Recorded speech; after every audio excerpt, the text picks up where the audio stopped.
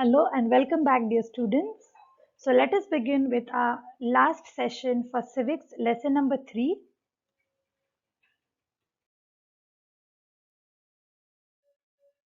So, name of our lesson, how the state government works. We begin with part 3 and the last session of this lesson.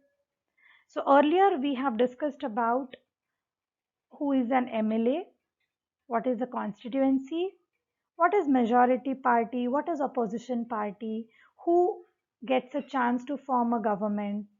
In case there is no clear victory, the government which is formed is known as the alliance government or the coalition government.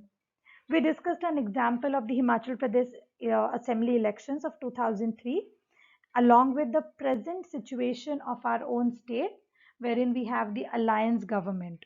Then we also happen to discuss about who is a governor and what is the important function of the governor. So now let's move up with the next part of our session. So yes, as we said, the governor, the chief minister and the council of ministers together form the executive of Maharashtra. So these are the people who are included to apply all the laws made by the legislature to put up into action and observe them. Right?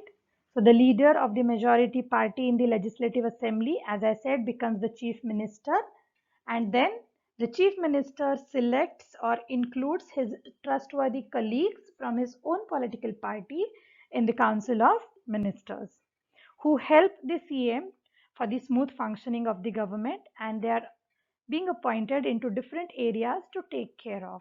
Because as we know, being a big state, a huge state, the chief minister alone cannot work for the betterment of the people.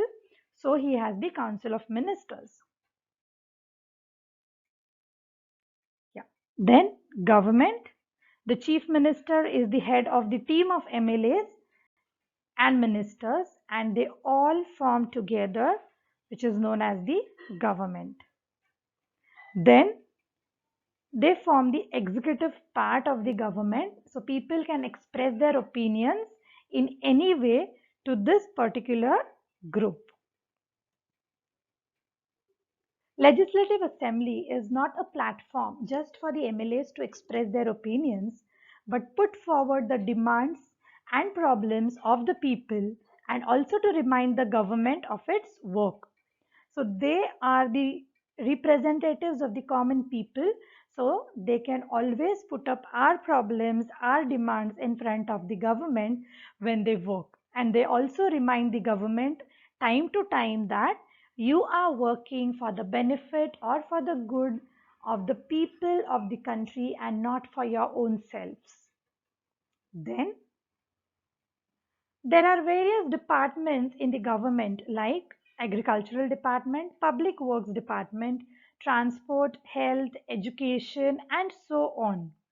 Right? So there are different ministers or the council of ministers. One minister is appointed on these different departments so that each department is taken care by a small group of member.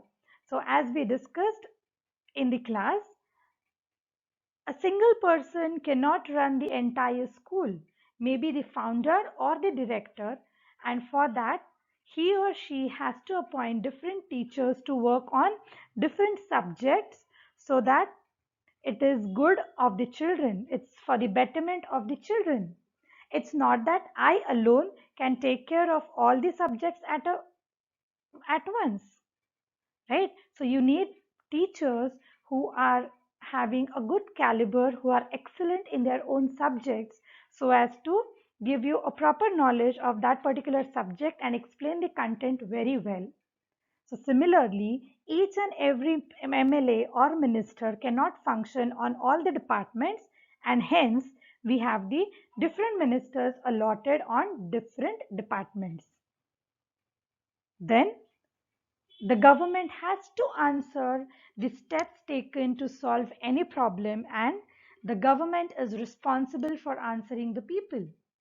So now, if the government is launching some new scheme or they are trying to give a solution on some problem, it is mandatory or it is the responsibility of the government to answer any kind of query asked by the people, because the government is for the people, of the people, and by the people, because we, the people, we elect our leaders, our representatives, and then they can form the government.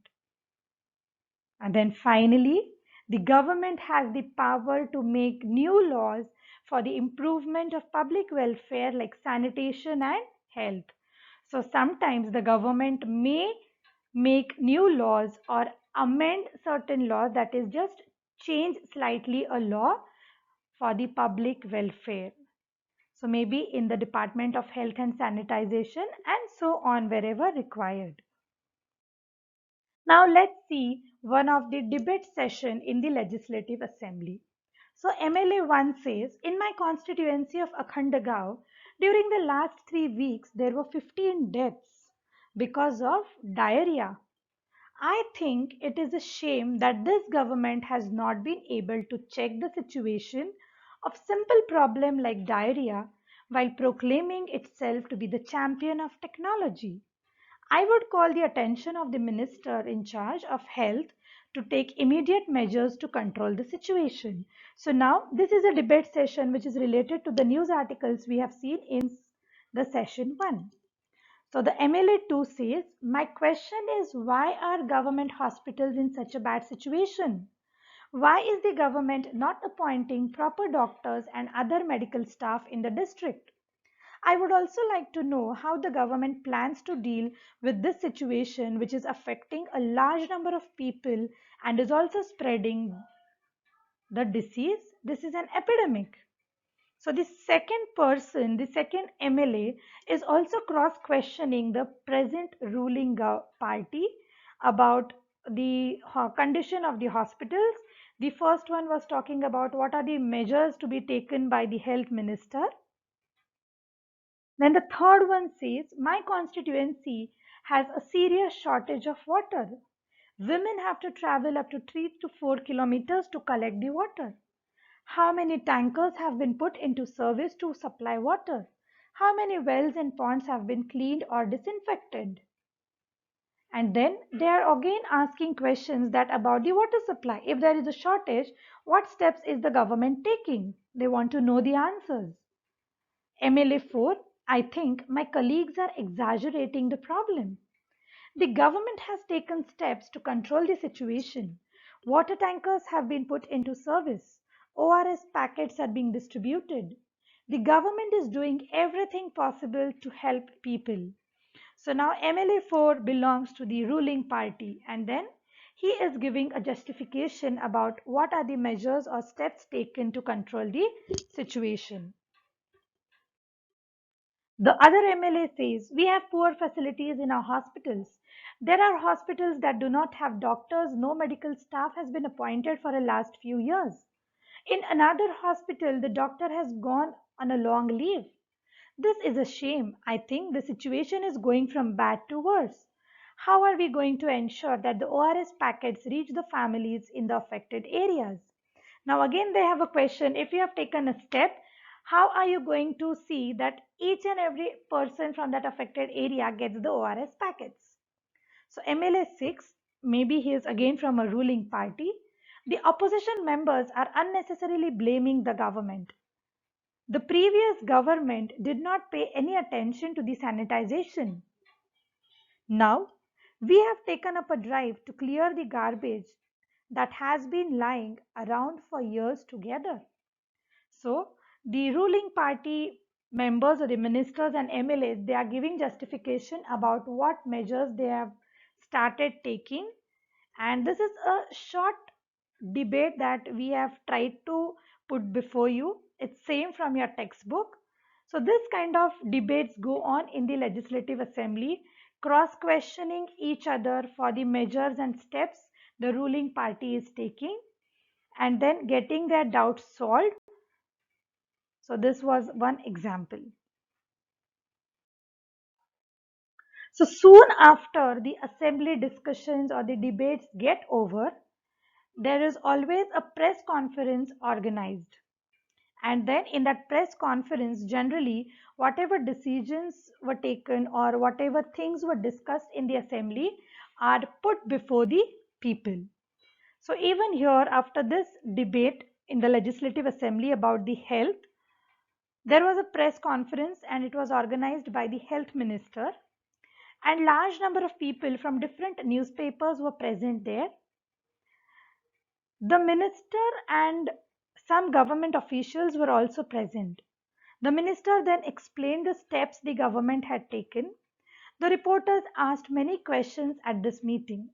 Later, this entire discussion was reported in different newspapers. So, this is all about how working is taken place in the government, or we say it's working of the government. And later, all these things which come up in the newspaper, after people go through the news articles or hear the particular news about certain steps taken by the government for the betterment of the people, if they find yes, it is really working well, yes, they follow it. If it is not working well, then we know people have right to raise their voice, give opinions, and also protest against the government if some things are going against maybe a group of society or the whole of society.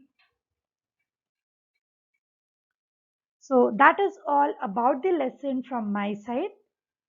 Now, the important work that you all are going to do is read the lesson thoroughly, line to line, and if any point that you are not getting, you have not understood, note it down, mark it in the textbook. When we meet for the next session, we will discuss on it. Then you have to solve a small table which is given on page number 39, which says name of the department and example of their work. So, till we meet for the next session, bye bye, take care, stay safe, stay healthy.